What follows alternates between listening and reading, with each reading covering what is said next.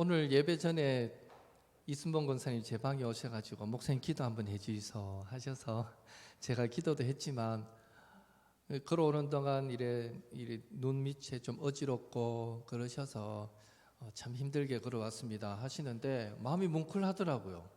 요즘은 뭐 감기만 좀 걸려도 막 조금만 아파도 교회 안 오는 게 당연한 것처럼 여겨지는 그런 시대에 제가 권사님 같으면 그거 안 왔을 텐데 정말 아파 보이셨거든요. 힘들어 보이셨거든요. 뭐 연세가 한두 살 드신 분도 아니고 권사님이 몸이 안 좋아서 교회 못 왔다 하면 누가 뭐라 하겠어요.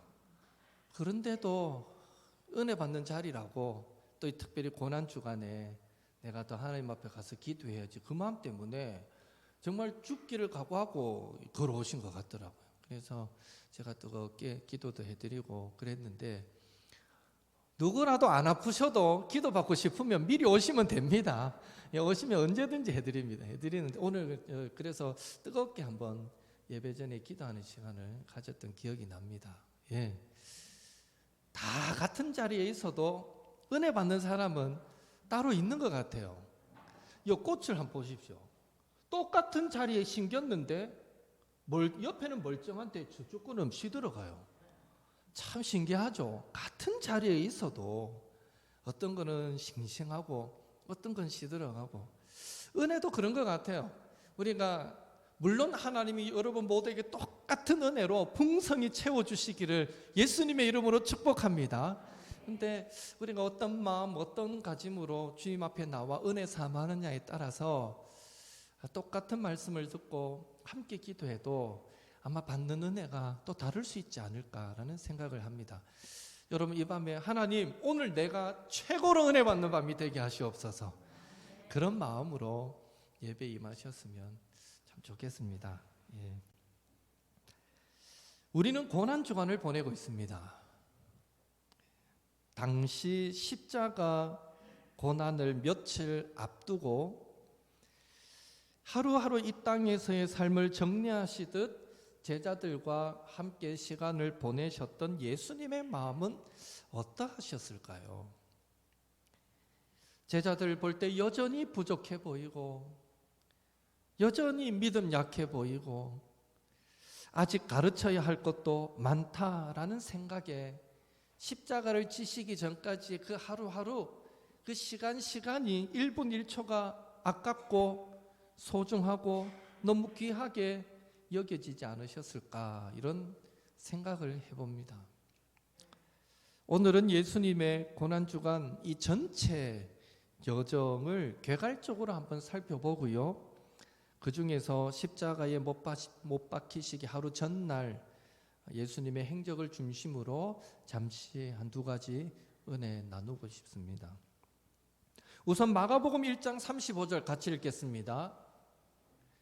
새벽 아직도 밝기 전에 예수께서 일어나 나가 한적한 곳으로 가사 거기서 기도하시더니 여기에 보면 예수님은 공생의 사역을 시작하는 그 초기부터 새벽 미명에 한적한 곳으로 가셔서 기도하시던 습관이 있으셨다라는 것을 우리는 알 수 있습니다.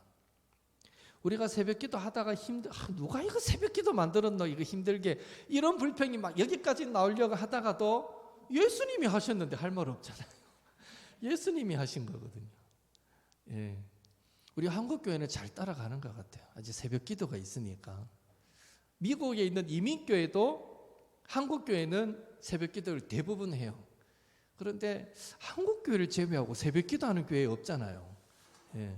예수님은 분명히 이 새벽 미명에 기도하셨는데 그 예수님을 본받아 살려는 사람들은 갈수록 줄어든다라는 생각이 듭니다. 물론 교회 나와서 기도해야만 새벽 기도인 것은 아니지만 갈수록 내가 하루아침을 시작을 주님과 함께 해야지라는 생각은 갈수록 희박해져 가는 것 같다라는 생각이 듭니다. 따라서 이런 기도하시던 습관을 전제할 때에 예수님은 고난주간 내내 대사장이 보낸 경비병들에게 붙잡히시기 전까지 그날 새벽까지도 분명 성경에 기록은 없지만 새벽 미명에 일어나셔서 한적한 곳에서 기도함으로 하루를 시작하셨을 것입니다. 왜냐하면 성경에 기록은 없어도 예수님은 매사에 행하시는 모든 일들이 다 제자들에게 본을 보여주시기 위함이었기 때문입니다. 예수님은 하나님이세요. 사실 기도가 필요 없는 분이세요. 그런데도 매일 새벽 또 아니면 밤이 맞도록 밤늦게까지 왜 그렇게까지 기도하는 모습을 보여줬을까? 다 교육인 것 같아요. 제자들에게 어떻게 믿음의 삶을 살아가야 하느냐, 어떻게 힘을 얻어야 하느냐, 본을 보여주시기 위함이었을 것 같습니다. 그런 의미에서 십자가를 앞에 둔 이 고난 주간은 예수님께서 제자들에게 고난 앞에 예수의 제자는 어떤 신앙의 자세를 가져야 할 것인가, 그것을 가르칠 수 있는 정말 좋은 기회였다라고 말할 수 있습니다. 먼 훗날 제자들은 생각할 거 아니에요. 야, 생각해보면 예수님 십자가 지기 그 한 주 전에도 그 전날까지도 새벽에 일어나셔서 그렇게 기도하셨는데 어떻게 그러실 수 있었을까? 우리도 고난받으면 주저앉지 말고 기도하자. 아마 이런 훗날의 제자들이 고난당할 때 그렇게 십자가 앞에 기도하셨던 예수님을 떠올리면서 그런 도전을 받지 않았을까라는 생각도 해봅니다. 하여튼 예수님은 십자가에 못 박히시 전까지 기도로 하루를 시작하셨을 것입니다. 마태복음 21장에 의하면 예수님은 종려 주일에 예루살렘으로 입성하셨고 성전을 잠시 둘러보신 후 성박 베다니라는 곳으로 가셔서 쉬십니다. 우리가 마태복음, 마가복음, 누가복음, 요한복음 각 이 고난 주간의 행적들이 있는데요. 이를 보면 헷갈려요. 이제 나눠드린 책자에 보시면 잘 정리가 되어 있는데 마태복음만 읽고 이해해버리면 다음에 누가복음 읽으면 마가복음 읽으면 이거 뭐 안 맞는데 이런 생각이 들 때가 있어요. 그래서 혹 여러분이 혼선을 갈까 싶어서 오늘 개괄적으로 한번 해보는 겁니다. 먼저 예루살렘 입성하신 그날도 성전으로 가긴 가셨지만 거기서 막 성전을 뒤집어 엎지는 않으셨습니다. 한번 둘러보셨습니다. 성전이 어떤 모습인가, 현재 어떻게 되어 있는가 둘러보시고는 베다니로, 성박 베다니로 가셔서 쉬셨습니다. 그리고 드디어 고난주간 첫째 날 월요일, 여전히 기도로 하루를 깨우신 예수님은 이제 예루살렘 성전으로, 성으로 들어오시면서 잎사귀만 무성하고 열매 없는 무화과 나무를 보시고는 저주하십니다. 그리고 성전에 들어가셔서 어제 봐뒀잖아요. 성전에 지금 어떤 일들이 일어나고 있는가를 봐두셨는데 작심하신 것 같아요. 성전에 들어가셔서 매매하는 자들을 다 내쫓으시고 돈 바꾸는 자들의 상과 비둘기 파는 자들의 의자를 다 둘러 엎으셨다라고 기록하고 있습니다. 성전 정화 사건이라 말합니다. 예수님은 월요일 성전을 깨끗하게 정화하시는 일을 하셨습니다. 그리고 날이 저물어 다시 성 밖으로 나가셔서 쉬셨습니다. 그리고 고난주간 둘째 날 화요일 다시 예루살렘으로 들어오시는데 들어오시면서 보니까 어제 저주했던 무화과 나무가 뿌리까지 말라 있는 것을 보았습니다. 제자들이 왜 저렇게 됐을까 물었을 때 예수님이 교훈을 주십니다. 사실 지금은 열매 맺을 철이 아니거든요. 엄밀히 말해서 무화과 나무가 예수님께 저주받아 죽을 이유가 없어요. 아직 열매 맺을 철이 아니에요.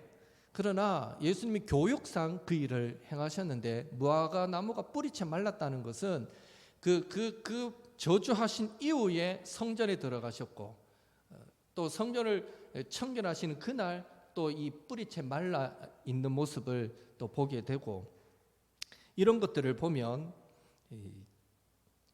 이 뿌리채 마른 무화과 나무는 곧 성전이 아주 막 밑바닥까지 부패하고 타락해져 있는 모습을 상징적으로 보여주시고 그것을 예수님이 책망하시듯 상징적으로 보여주기 위해서 무화과를 저주하셨다라고 보통 일반적으로 해석을 합니다. 여하튼 그런 교훈을 주셨고 곧바로 역시 성전으로 가셔서 화요일 날이 무척 바쁜 날입니다. 예수님께는 화요일 날 성전으로 가셔서 먼저 대제사장과 백성의 장로들과 논쟁을 하십니다. 격한 논쟁을 하시죠. 그 후에는 부활이 없다라고 주장하는 사두개인들과 한 번 더 또 논쟁을 하십니다. 그 후에는요, 기다렸다는 듯이 이제 바리새인들이 나와서 또 논쟁을 합니다. 돌아가면서 예수님께 나와서 막 말싸움을 걸어오는 거죠. 한 번도 아니고 두 번도 아니고 세 번씩이나 연거푸 논쟁을 하셨습니다. 아마 우리가 예수님이었다면 이런 세 부류의 사람들과 논쟁하는 과정을 통해서 아침부터 지쳐버리지 않았을까라는 생각을 해보게 됩니다. 그 논쟁을 마치시고 논쟁을 끝낸과 동시에 마태복음 23장에 보면 예수님은요, 이 율법학자들과 바리새인들을 책망하십니다. 논쟁하신 이후에 강하게 책망을 하셨고요. 그리고 마태복음 24장에 보면 이제 논쟁 후에 성전에서 나오시면서 그 화려한 성전 건물을 가리키며 예루살렘 멸망에 대한 예언을 이 화요일 날 하십니다. 그리고 감난산으로 오르셔서 제자들에게 흔히 하는 말로 말세에 일어날 마지막 때에 나타날 현상들을 다양하게 설명해 주십니다. 그러면서 마태복음 25장에 보면 열처녀 비유, 달란트 비유를 통해서 천국이 어떤 곳인가를 설명해 주셨고, 양과 염소의 비유를 통해서 최후의 심판이 어떤 모습인가를 보여주셨습니다. 이렇게 예수님께서 이 제자들에게 말세의 현상과 또 천국의 비유와 최후의 심판에 대해서 가르침을 주실 그때에 마태복음 26장 1절, 2절, 3절에 보면 이 대제사장들과 백성의 장로들은 그 시간에 가야바라 하는 대제사장의 저택에 모여서 예수님을 잡아 죽일 모의를 꾸미고 있었던 것을 보게 됩니다. 그 후에 예수님은 베다니로 다시 가셔서 나병 환자 시몬의 집으로 들어가셔서 식사하시게 되고, 그 식사하는 자리에서 향유 옥합 깨뜨리는 여인, 향유 옥합을 깨뜨리는 사건이 일어나게 되고요. 그 후에 가룟 유다가 은 30에 예수님을 팔아 넘기겠다라고 대제사장에게 찾아가 약속하는 것까지, 이 모든 것이 화요일 날 일어난 일입니다. 엄청난 일들이 화요일에 일어났죠.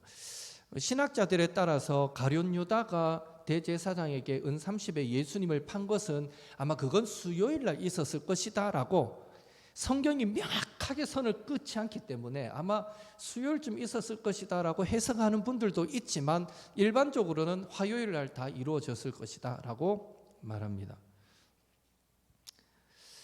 화요일에 너무 무리하신 탓일까요? 고난주간 셋째 날 수요일에는 예수님께서 아무런 일도 하지 않으셨습니다. 성경에 어떤 행적에 대한 기록도 없습니다. 아마 기도하시고 십자가를 앞에 두시고 마치 영적 전쟁을 앞에 두신 군사처럼 전열을 가다듬는 그런 시간을 가지지 않으셨을까. 그래서 흔히 이 수요일 날을 침묵의 날이라고 표현하기도 합니다. 아무 일도 없이 보내셨기 때문이고요. 그리고 고난주간 넷째 날 이제 목요일입니다. 요한복음 14장에 보면 최후 만찬에 앞서서 먼저 예수님은 이 목요일에 제자들의 발을 씻겨 주십니다. 세족식을 거행하시고요. 그리고 마태복음 26장 17절에서 25절에 보면 발을 씻기신 이후에 최후의 만찬을 가지십니다. 최후의 만찬이 있은 후에 다시 감난산으로 제자들과 함께 가셨고, 감난산으로 가는 도중에 예수님은 제자들에게 그날 밤에 너희들이 다 나를 버리고 제각기 흩어질 것이다 라고 말씀하셨는데, 이때 베드로를 비롯한 모든 제자들이 죽을지언정, 주와 함께 죽을지언정 절대 버리지 않겠습니다 라고 호언장담하는 일이 이 감난산으로 가는 도중에 이루어집니다. 목요일 날 있었던 일이고요. 날이 저물어서야, 즉 고난주간 목요일에서 금요일로 넘어갈 때가 되어서야 예수님의 일행은 감난산 겟세마네 동산에 도착합니다. 그러니까 유대 사회는 하루의 시작이 해 지고부터거든요. 우리는 아침에 해 뜨면 하루 시작인데, 아니면 엄밀히 따 밤 12시 넘어서 다음 날이 시작되는데, 유대인들은 전날 해가 지면 그 다음 날이 시작돼요. 해 지는 날부터 그 다음 날 해 질 때까지가 하루의 개념입니다. 예. 예수님이 금요일 날 못 박히신데 엄밀히 따지면 목요일 낮에 못 박히신 거죠. 목요일 낮에 못이 박혔으니까 금요일, 토요일, 주일 3일이 되는 거예요. 사흘 만에, 주일 날 부활하신 게 사흘 만에 부활하신 게 되는 겁니다. 이게 시간 차이가 그렇게 나는 것 때문인데, 여하튼 목요일에서 금요일을 넘어가는 시간쯤이었을 것 같아요. 감람산 겟세마네에 도착한 시간이 그때쯤 도착하셨고요. 거기서 예수님은 잘 아시는 대로 땀이 땅에 흐르는 핏방울이 되도록 3번씩이나 간절하게 기도를 하셨습니다. 그 후에 가룟 유다의 배신으로 대제사장과 백성의 장로들이 보낸 많은 무리들에 의해서 붙잡히게 되시고, 그 밤에 잠도 주무시지 못하시고 여기저기 불려다니며 밤새 고초를 당하시면서 십자가를 지시기 전날 밤을 보내시게 됩니다. 지금까지 예수님의 고난 여정을 간략하게 살펴보았는데요, 여러분, 참으로 십자가에 못 박혀 돌아가시기 전까지 하나님의 뜻을 이루시기 위해서 우리 예수님께서 끝까지 최선을 다하셨다라는 생각이 드시지 않습니까? 군대도요, 제대할 때 말년에는 아무 일도 안 해요. 아마 일반 직장도 말년되면 은근슬쩍 배려도 해주고 좀 이런 모습들이 나타나기도 쉬울 것 같은데, 예. 근데 예수님은 십자가를 지는 그 순간까지 끝까지 최선을 다하셨다라는 생각이 듭니다. 물론 이후에 십자가를 지시고 죽으시기까지도 최선을 다하셨습니다. 다시 말해 예수님은 십자가의 고통이 싫다고 하여서 건너뛰지 않으셨습니다. 그 죽음의 고통을 견디는 것까지도 사명이라고 여기시고, 죽는 것까지도 끝까지 최선을, 고통받고 견디시는 것도 끝까지 최선을 다하셨던 것입니다. 여러분, 막 채찍질 엄청나게 때리잖아요. 로마 군병들 영화 같은 거 봐서도 여러분 아시지만 뭐 저렇게까지 때리나 싶죠. 그런데 그게 양면성이 있어요. 많이 때리면 때려줄수록 또 고마워요. 빨리 죽을 수 있으니까. 적당히 때리면요, 십자가 위에서 일주일 더 살아요. 그게 더 고통이에요. 그 낮에 그 더위와 서서히 피가 빠져가면서 탈수 증상과 새들이 날라와서 쪼고 그 고통과, 그러니까 차라리 빨리 죽는 게 낫거든요. 그래서 당시에 십자가 형벌을 받는 사람의 가족들은 몰래 군병들에게 돈을 찔러주고 가능한 많이 때리고 가능한 뭐 하나 막 부러지고 뚫리도록 만들어서 빨리 죽도록 해달라고 요구할 만큼 이 십자가의 형벌은 아주 고통스러운 형벌이었습니다. 예. 여하튼 예수님은 엄청 맞으셨죠. 그 고통을 끝까지 사명이라 여기시고 견뎌내셨습니다. 이 한 가지 사실만으로도 우리에게는 우리가 하나님의 자녀로 예수님의 제자로 이 땅을 어떻게 살아가야 하는가에 대한 충분한 도전이 된다라고 말할 수 있습니다. 예수님께서 십자가에 못 박혀 죽으시는 그 순간까지 하나님의 명령에 최선을 다해 끝까지 충성하는 대제사장의 모습을 보여주셨듯이 우리 역시 언젠가 주님 앞에 설 때까지 혹 죽을 것 같은 고통이 주어질 때조차도 그것을 참고 견디고 이겨내는 것이 사명이라고 여기고 최선을 다해 끝까지 충성하는 종이 되어야 한다라는 것입니다. 우리 모두가 이런 충성된 주님의 종들이, 주님의 제자들이 될 수 있기를 예수님의 이름으로 축원합니다. 여러분, 10일 전에 중앙일보에 조력 자살에 대한 특집을 다룬 기사가 실렸습니다. 여러분 들어보셨어요? 조력사? 흔히 시한부 선고를 받은 사람이 큰 고통이 찾아오기 전에 승인된 단체의 도움을 받아서 스스로 생을 마감하는 것을 조력사라고 합니다. 물론 우리나라는 현재 불법입니다. 안 됩니다. 그 기사의 의도는 이제는 시한부 선고를 받은 사람에게는 스스로 죽을 권리를 허락해야 되지 않겠는가 하는 것이었습니다. 현재 조력 자살이 인정되는 나라는 6개 나라이고요. 그중 한 나라가 대표적으로 스위스인데 스위스 조력 자살 단체 디그니타스라는 단체가 있는데 이 단체의 도움으로 죽겠다라고 희망한 한국 사람이 현재 104명입니다. 이 기사가 실릴 때도 이미 한국 사람이 내가 조력사로 죽을 텐데 기자님이 와서 내하고 죽기까지 같이 있으면서 이 과정을 보고 기록했다가 글로 내주면 좋겠습니다 해서 그 과정을 처음부터 끝까지 지켜본 그 사람이 신문에 글을 낸 거예요. 그러면서 현재 우리나라에 그 스위스에 있는 단체에 나도 곧 가서 죽겠습니다라고 신청한 사람이 104명이나 된다라는 것까지 밝혀주고 있더라고요. 저는 그 기사를 읽으면서 마치 조력 자살이 준비된 죽음인 것처럼 미화하는 듯한 느낌을 받아서 상당히 불쾌했습니다. 예. 그 기사의 표현이 그래요. 준비된 죽음. 준비된 자만이 아름다운 죽음을 맞이할 수 있다. 그게 대단히 아름다운 거라고, 아름다운 죽음이라고, 준비된 죽음이라고 묘사하는 그 글을 보면서 그럼 뭐야? 끝까지 고통을 참고 견디면서 죽어가는 사람은 그럼 미련한 죽음입니까? 그건 아니잖아요. 예. 상당히 불쾌했는데 조력 자살의 성경적 문제가 뭐겠습니까? 왜 제가 불쾌할 수밖에 없는가? 그럴듯하게 포장해서 죽을 권리, 적어도 시한부 선고를 받은 사람에게는 죽을 권리가 있지 않습니까? 줘야 되지 않습니까? 라고 말하는데 그럴듯하게 포장해서 죽을 권리지, 다르게 말하면 죽일 권리와 같은 말인 것입니다.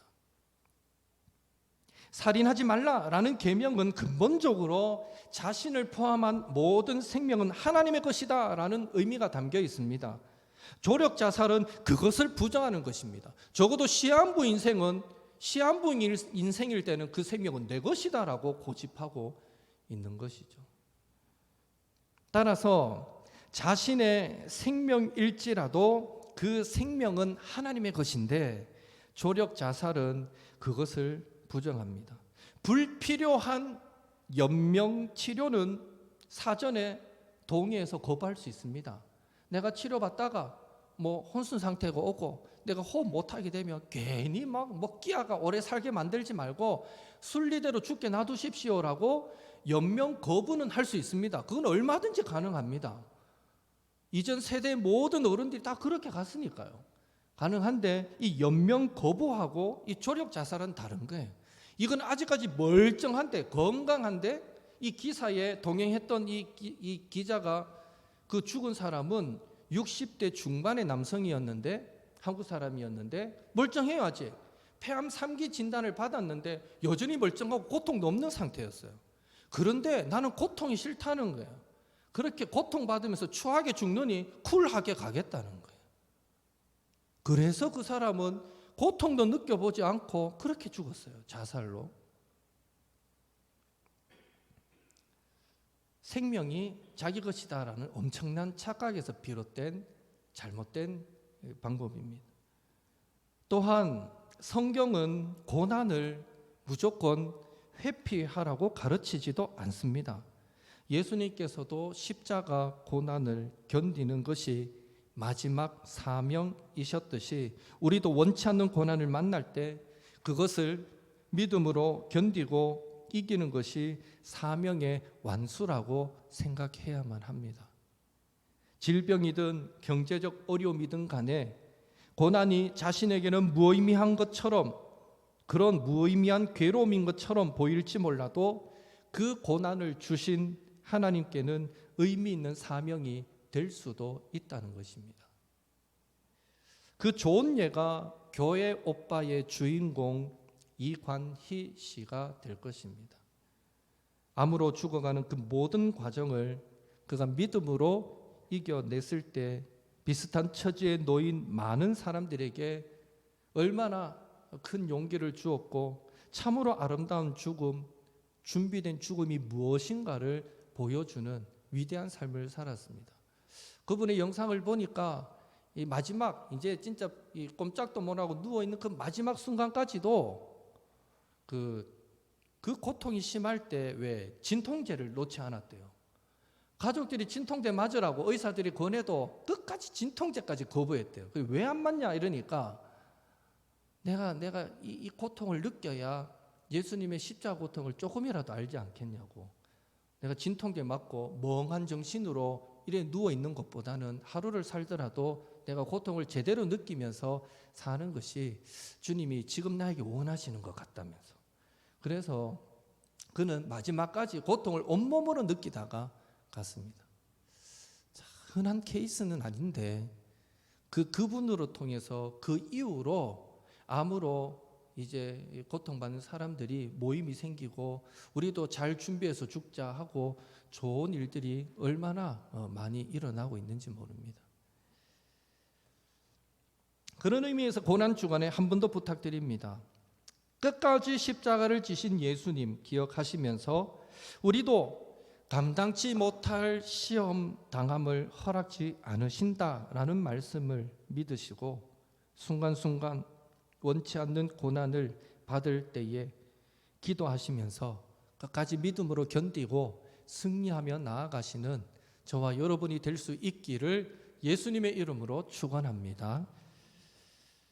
십자가에 못 박히시기 전날 행적 중에서 특별히 두 가지 간략하게 살펴보겠는데요. 첫째로 최후의 만찬을 생각해 보면 예수님은 분명 하나님의 아들이셨기에 자신을 팔아넘길 자가 누구인지 분명히 아셨지만 가룟 유다의 발까지 포함하여서 모든 제자의 발을 씻겨 주셨다라는 것입니다.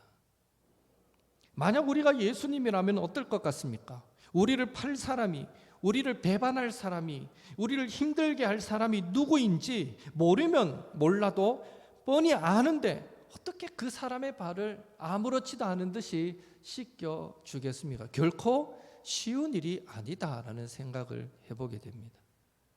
어떤 사람이 내 사업을 망하게 하고 내 가정을 힘들게 하고 내 생명까지 위협할 것을 알고는 절대로 그 사람을 사랑할 수 없고 가까이 할 수 없는 것입니다. 그런 의미에서 우리 인간의 사랑은 많은 부분 나의 유익이 전제된 사랑, 적어도 나에게 피해가 없어야 한다는 조건적인 사랑일 때가 많은 것입니다. 그러나 우리 주님께서 가룟 유다에게 보여주신 사랑은 조건 없는 사랑이었습니다. 오늘 본문에도 나오듯이 이 끝까지의 사랑, 즉 영원하신 사랑이었음을 알 수 있습니다.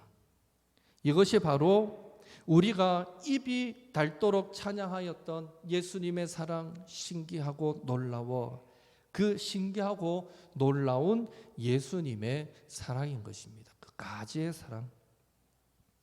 예수님께서 십자가에 못 박히시기 바로 전날 제자들의 발을 씻기신 것을 통해서 우리에게 가르치고자 하셨던 것은 우리 또한 조건 없이 섬기는 사랑, 끝까지의 사랑을 소유하는 주님의 자녀가 되라라는 것입니다. 비록 내 곁에 있는 성도가 온전하지 못하고 실수투성이고 혹 가는 곳마다 말썽을 일으킨다고 할지라도 비판하고 판단하고 소문 내는 것이 아니라 그를 더 품고 이해하고 또 용서하고 도와줄 줄 아는 그런 성도가 되라는 것입니다. 매사에 확실하고 빈틈없고 무엇이든지 맡기면 척척 잘하는 그런 사람들끼리만 어울리고 하는 것이 아니라 그런 것들은 성경적인 말로 이방인들도 세리들도 다 할 줄 아는 것이라는 겁니다.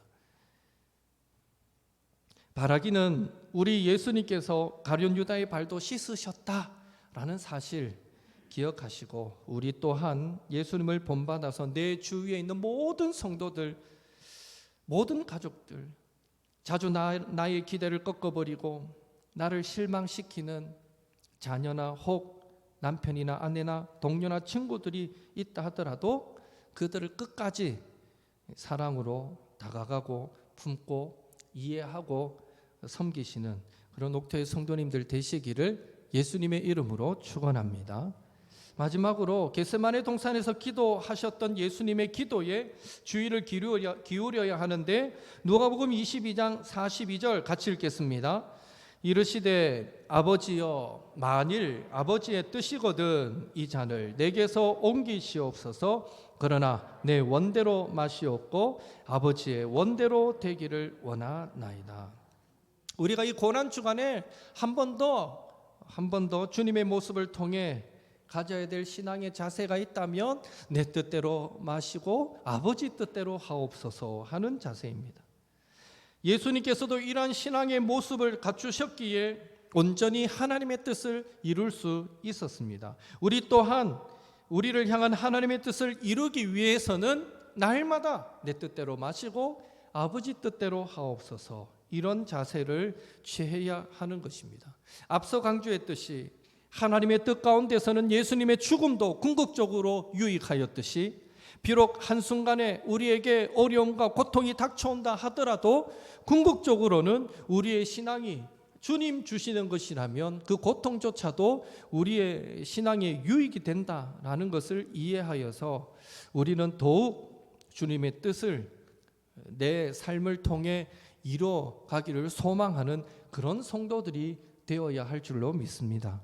바라기는 이 고난주간에 주님의 고난에 동참하며 주님 더욱 닮기를 사모하여서 이 자리에 나온 여러 성도님들의 모습이 더욱 예수님을 본받아서 주님의 사랑을 많은 자들에게 나누고 심지어 원수까지도 사랑하는 신앙의 모습을 소유하며 또한 주님 앞에 나아감에 있어서 늘 내 고집, 내 뜻이 아닌 주님의 뜻을 붙들고 온전히 순종하는 그런 신앙의 모습이 될 수 있기를 예수님의 이름으로 축원합니다.